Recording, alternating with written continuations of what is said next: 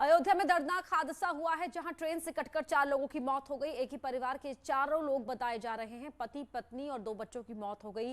Train की चपेट में आए बाइक सवार ये चारों लोग। ये परिवार बाइक पर सवार था। महराजगंज के रामपुरवा रेलवे क्रॉसिंग की घटना है। रेलवे क्रॉसिंग पर यह हादसा हुआ है। तस्वीरें विचलित कर सकती हैं, ऐसे में इन तस्वीरों को ब्लर किया गया है। और यहाँ इसी पटरी पर यह दर्दनाक हादसा हुआ जहां बाइक पर सवार था ये एक ही परिवार और एक ही परिवार के चारों लोगों की ट्रेन से कटकर मौत हो गई। पति पत्नी और साथ में 2 बच्चे एक बाइक पर सवार थे। केबी शुक्ला हमारे सहयोगी जुड़ रहे हैं। केबी, किस तरह से यह हादसा हुआ? केबी शुक्ला, आप तक आवाज पहुंच रही है हमारी?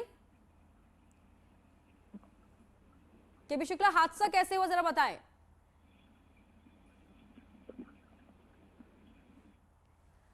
तो ट्रेन से कटकर 4 लोगों की मौत हो गई। ये चारों लोग एक ही बाइक पर सवार थे। पति पत्नी और 2 बच्चे जो एक बाइक पर सवार थे। ट्रेन से कटकर उनके इस हादसे में मौत हुई। किसकी लापरवाही हुई, कैसे ट्रेन की चपेट में आई, सब कुछ जानने की कोशिश करेंगे अपने संवाददाता से। और रेलवे क्रॉसिंग पर दर्दनाक हादसा हुआ है। बढ़ते हैं आगे। बीजेपी ने अखिलेश यादव पर निशाना साधा है। जिन्ना वाले बयान पर अखिलेश यादव बोले हैं कि फिर से इतिहास पढ़ना चाहिए, दोबारा इतिहास पढ़ने की जरूरत है। और बीजेपी पर अखिलेश यादव ने निशाना साधा है। जिन्ना वाले बयान पर अखिलेश यादव पर काफी सियासी हमले हुए थे और अब उसी वार पर अखिलेश यादव ने पलटवार किया और ये कहा कि इतिहास फिर से पढ़ना चाहिए, दोबारा इतिहास पढ़ने की आवश्यकता है। आपको बता दें कि मंच से संबोधित करते हुए अखिलेश यादव ने क्या कहा था वो भी आपको सुनवाएंगे, लेकिन किस तरह सियासी हमलों पर यह पलटवार अखिलेश यादव ने किया है पहले वो सुनिए। कई राजनीतिक दलों ने उसको चलाया है, कई राजनीतिक दलों ने उसको सवाल उठाया है। जो आपने महात्मा गांधी और जिन्ना को लेकर कहा था, उसका कॉन्टेक्स्ट क्या था, अगर आप एक बार क्लियर कर दें। नहीं, क्यों करें कॉन्टेक्स्ट? मैं तो कहूंगा ना कि दोबारा किताबें पढ़ लें, दोबारा किताबें पढ़नी चाहिए लोगों। तो वहीं सीएम योगी ने अखिलेश यादव पर वार किया है। जिन्ना वाले बयान को लेकर ही योगी ने वार किया और कहा कि भारत को तोड़ने वाले जिन्ना और पटेल समकक्ष नहीं हो सकते हैं। जिन्ना को महान बताने वालों से सावधान रहे। पटेल ने भारत को एक किया, जिन्ना ने भारत को तोड़ा।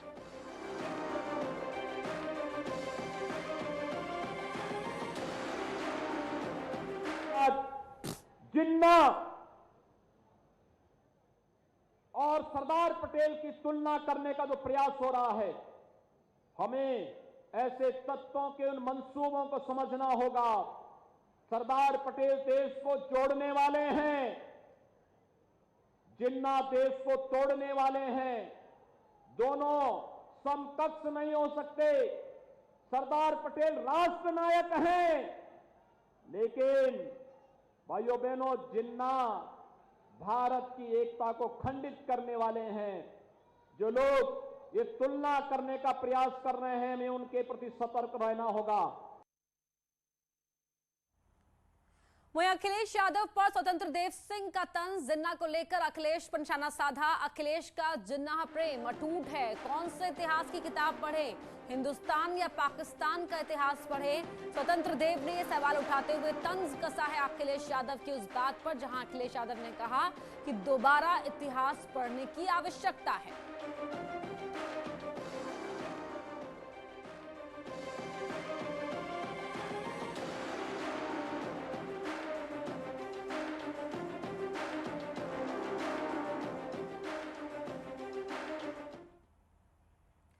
मुख्यमंत्री योगी ने औरैया में 280 करोड़ की लागत से राजकीय मेडिकल कॉलेज का शिलान्यास किया और 109 करोड़ की 12 विकास परियोजनाओं का लोकार्पण और शिलान्यास किया। इस मौके पर सीएम योगी ने कई लाभार्थियों को आयुष्मान कार्ड भी दिए। इसके बाद जनसभा को संबोधित करते हुए सीएम योगी ने एसपी, कांग्रेस और बीएसपी पर जमकर निशाना साधा। उन्होंने कहा कि पिछले 70 सालों में केवल 12 मेडिकल कॉलेज बने, लेकिन हमारी सरकार 75 मेडिकल कॉलेज देने जा रही है। सीएम योगी ने कहा कि आज माफिया के ऊपर बुलडोजर चल रहा है, तो लोगों को यह भी लगता है कि आने वाले वक्त में उनको संरक्षण देने वाले पर भी बुलडोजर चलेगा।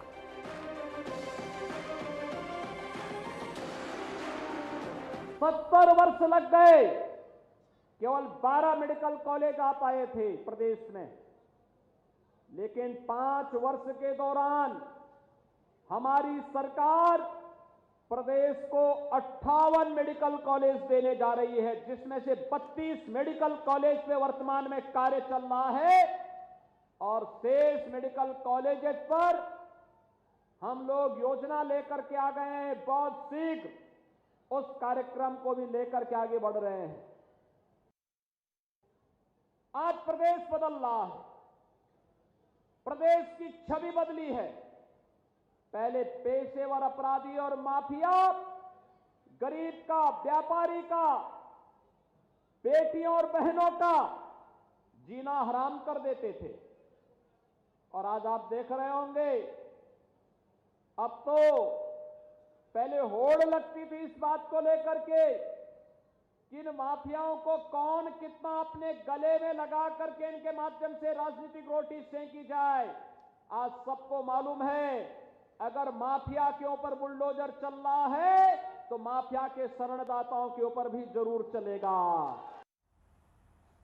तो औरैया में सीएम ने क्या कहा आपने सुना। अब आपको ले चलते हैं इटावा, जहां सीएम योगी इस वक्त संबोधित कर रहे हैं। विकास की इन परियोजनाओं के माध्यम से जिसमें लोकार्पण की योजनाएं 454 करोड़ 22 लाख रुपए से अधिक की हैं और 21 परियोजनाएं हैं। 10 शिलान्यास की भी परियोजनाओं का यहां पर एक साथ यह कार्यक्रम आयोजित हो रहा है। भाइयों बहनों, विकास की ये परियोजनाएं केवल भारतीय जनता पार्टी के समय ही होता है कि हम शिलान्यास भी करते हैं और उद्घाटन भी करते हैं। जब नीयत साफ नहीं होती, बेईमानी और भ्रष्टाचार सिर चढ़ करके बोलता है, अगर धोखे से सत्ता मिल ही गई तो वह व्यक्ति भले ही शिलान्यास कर ले लेकिन जनता उसे लोकार्पण करने लायक नहीं बनाती है। लेकिन आज से 3 वर्ष पहले जिन परियोजनाओं का हमने शिलान्यास किया था, आज उनका लोकार्पण करने के लिए फिर मैं 3 वर्ष के बाद आपके बीच में यहां पर उपस्थित हुआ हूं। बीच बीच में हमारे सांसद जी, विधायक जी, अन्य मंत्रीगण इन कार्यक्रमों के लोकार्पण और शिलान्यास कार्यक्रम के साथ आपके साथ जुड़ते हैं। और आज का दिन तो इटावा के लिए, मैनपुरी के लिए, औरैया के लिए और आसपास के जनपदों के लिए अत्यंत महत्वपूर्ण दिन है। दीपावली के बाद भाई मिलन के, भाई और बहन के मिलन का प्रमुख आयोजन भैया दूज का भी आज पावन पर्व है।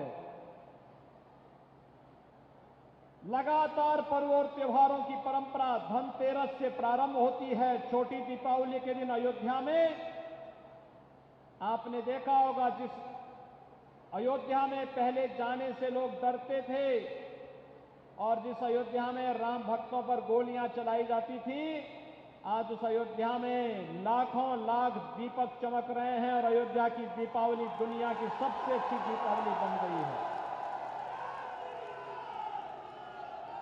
दीपावली का आयोजन आप सबने मनाया होगा।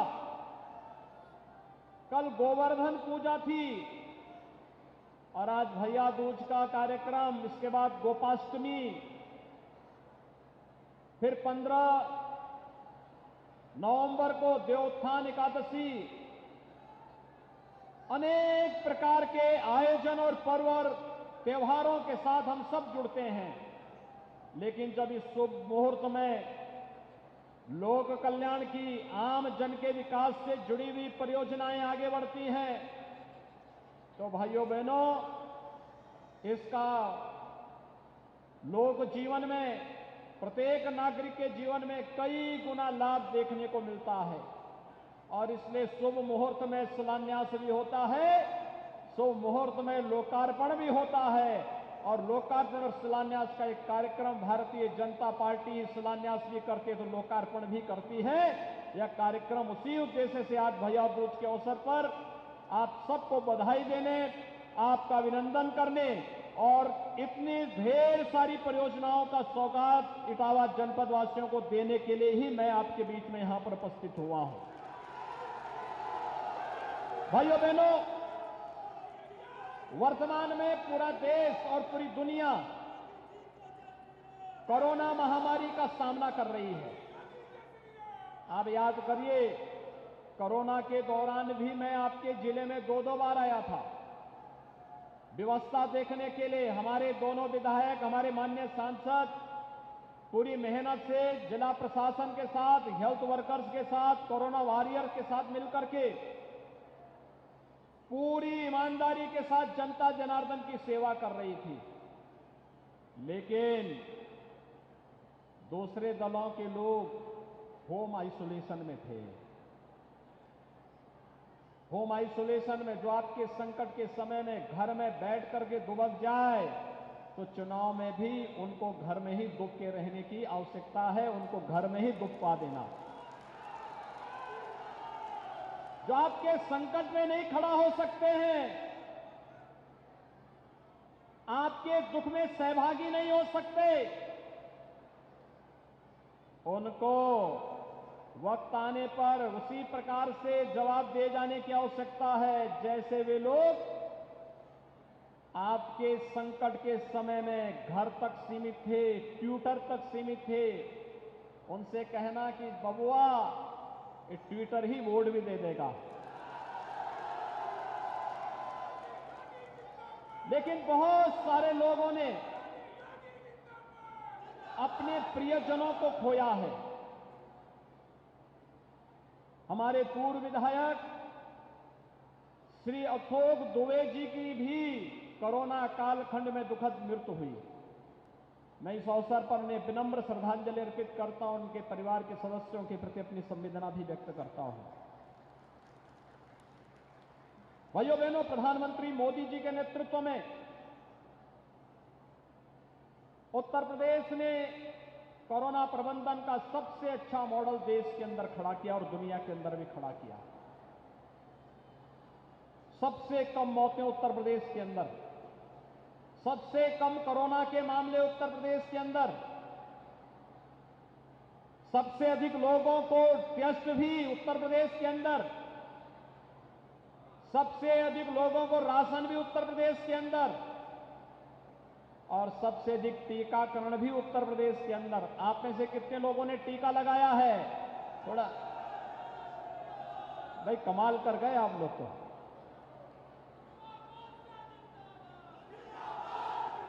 यानी इतने भारी पैमाने पे आप लोगों ने टीका लगाया है, लेकिन इटावा की धरती में पता नहीं कैसे कोई कुछ पैदा होते हैं जो टीका का विरोध भी कर रहे थे। इसका मतलब इटावा की जनता ने टीका लगा करके अपना फैसला दे दिया। क्यों? ठीक बात है। लेकिन भाइयों बहनों, हमें सावधानी रखना होगा। प्रधानमंत्री मोदी जी ने सबको टीका, फ्री में टीका की व्यवस्था की है। प्रधानमंत्री मोदी जी का अभिनंदन करते हैं ना, उनका आभार व्यक्त करते हैं ना। दोनों हाथ ला करके भारत माता की जय बोलो। भारत माता की। दुनिया के अंदर इतना बड़ा टीकाकरण का दूसरा अभियान नहीं चला है जितना भारत के अंदर हुआ है, और टीका भी प्रभावी है। ये टीका भी प्रभावी है। और इटावा से मुख्यमंत्री योगी आदित्यनाथ को सुन रहे थे आप। फिलहाल रुक रहे हैं छोटे से ब्रेक के लिए, जल्द लौटते हैं। आप देख रहे हैं न्यूज़ 18 उत्तर प्रदेश।